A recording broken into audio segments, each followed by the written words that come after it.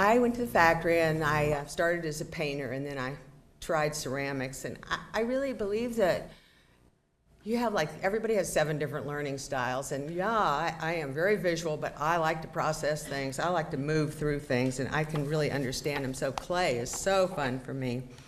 So I started making pots, but they were always embellished. I'm very interested. I was always interested from the start in doing fine art. So I love being out in nature, plants, gardening, growing food, and the medicinal aspects of food. I am very aware of all of my senses. Color, smell, and taste are divine energy forces, as well as movement. Sometimes I can smell color. I've been making scents for my shows recently, and music too. I've tried to make my work smell like oysters, seaweed, ozone, the salty metallic taste of blood and rusted iron are scents I have in mind. I have sensations of softness and creaminess and dryness just from the colors themselves. So color has great meaning for me.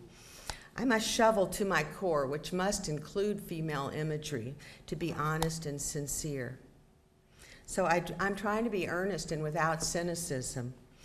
I want my work to tell its story cogently and clearly, which can only be done by picking the right color, layering it into existence, the depth of a plum red, the languid pulsing of purple, the lustful heat, and dank smell of moldering red pulsing blood and muscle underneath, the satin-quilted lofted softness of creamy peach, with just a bit of tartness.